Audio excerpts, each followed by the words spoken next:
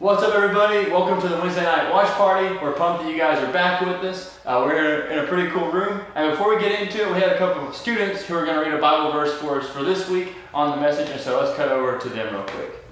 Matthew 5, verse 13 through 15 says, "You are the salt of the earth. But if the salt loses its saltiness, how can it be made salty again? It is no longer good for anything except to be thrown out and trampled underfoot. You are the light of the world. A town built on a hill cannot be hidden. Neither do people light a lamp and put it under a bowl. Instead, they put it on its stand, and it gives light to everyone in the house."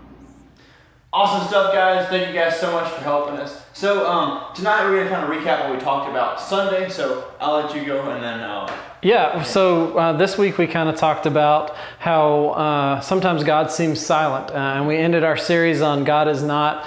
And all through the series we talked about how God tells us to do stuff in our lives sometimes, but sometimes we have to have the faith and trust that He is there. Sometimes we have to act accordingly, even though we don't see the benefits of our rewards, kind of reaping what we're sowing. And then we're talking about, is God silent in our lives? So all of those weeks we're kind of focused on, is God silent? In this Bible verse that we just heard from, there's a couple of things that God wants to tell us, is that He sometimes seems silent to us because we aren't looking in the right places for His voice. And He calls us out to be certain things, to do certain things, to be the salt of the earth, and to be a light to other people. And I love that verse, the two things, salt. I was studying what salt does, and they used to use it to cure meat, and it would pull out the moisture of something. Moisture was bad in this case because it would make the meat rancid. And so putting salt on it would pull that moisture out, and it would make the meat good for a long time. He's asking us to be a little bit of that spice to the people around us, pull some of the negativity out of this world, and be a little bit of salt. He's not asking us to be some huge thing. Salt is very small. He's asking us to put a little bit of that seasoning on the world around us. Be kind. Be His voice when others think He's silent. And then the light of the world. Be a light to people. A small flashlight in a very dark room lights up the whole room. So it doesn't take a ton. He's not asking us to do these grand things. He's asking us to be a little bit of light in the world, to be a little bit of spice, to show who He is when people around us think that He is being silent. We are to be the voice of God sometimes. It can be us. It doesn't have to be this audible voice of God. It doesn't have to be we flip open the Bible and expect Him to say something specifically to us. It can be us that are speaking to people in the world. Yeah. We talked about the main point, like if we could put it all in a little bit, is that God is not a secret to be kept. Right. It's not something that we get and it's just for ourselves and we tuck away in our own pocket and we never tell anybody. Mm-hmm. And so like when we talked about the context, like the Sermon on the Mount this is where the verse came from earlier. He's giving His first major discourse to people. It's like He has about 5 major discourses, which is Jesus teaching people like a sermon kind of thing. And so He's giving His first major one, and there's people from everywhere involved there to listen to this. Like the disciples, you have probably the Pharisees, you have like the Sadducees, aka like the preachers of that time period. So you have people who don't know, like you have like the Jewish culture, the Gentile, the people who know God, who know the rules, who know the expectations, and you have people who don't know God, who don't know the rules, who don't know the expectations and stuff like that. And so He brings all these people together, and so He says, hey, first I'm going to define you.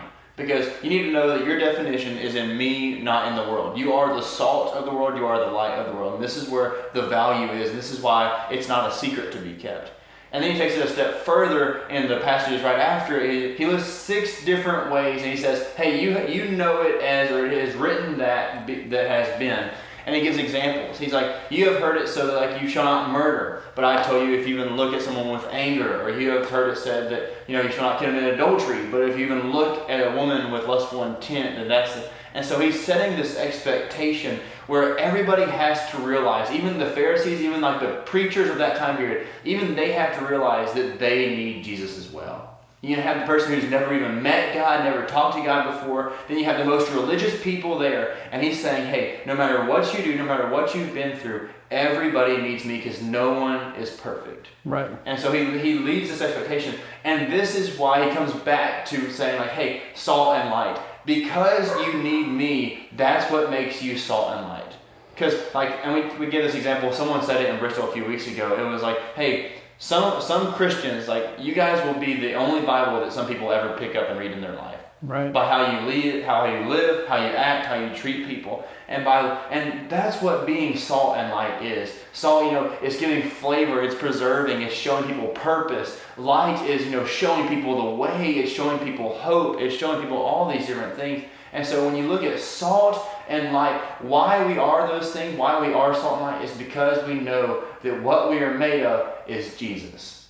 And He is the ultimate light. He is the Son of God. He is the one, the reason that we do everything that we do is to focus back on Him. And so God is not a secret to be kept. That's kind of what our big thing was for in Bristol. Yeah, it goes along with, we see all the time people in stories on TV or shows how they find something really valuable that somebody's thrown away. Some people don't know their value. There's a lot of people in this world right now that don't understand their value in God. And sometimes we have to be the ones to find that value, to tell them how valuable they are, and seek out all of those things, because some people don't realize how valuable they are. But in God's eyes, all of us are extremely valuable. And then the last thing we ended off with is on God being silent, is that God is not silent, but sometimes the world thinks so because His followers are. And so continue to not be silent in this world. Show light, show salt, show everybody what their true value is in God's eyes. Yeah, and I want to say too, we talked about this a little bit at the very end. You may feel like you had salt at one time, you had light at one time, and you're like, hey, I know Jesus, I'm on fire for Him. Maybe you met Him at like a church camp and you came home and the world kind of got a hold, and it's like, man, my family kind of sucks, or this might suck, or I have this addiction now, and does Jesus still love me? Yes, Jesus still loves you. And what I want to give you guys some encouragement on is, hey, you can still be salt and light. It's not over. There's endless forgiveness with Jesus. And so the point is like, hey, no matter where you are, if you're the person who knows Jesus, like one of the preachers, if you're someone who's never heard of Jesus before, Jesus can use you and wants to. All the people in the Bible that have like a major impact are all really imperfect people besides Jesus. Like Paul, who wrote most of the New Testament, was literally a murderer.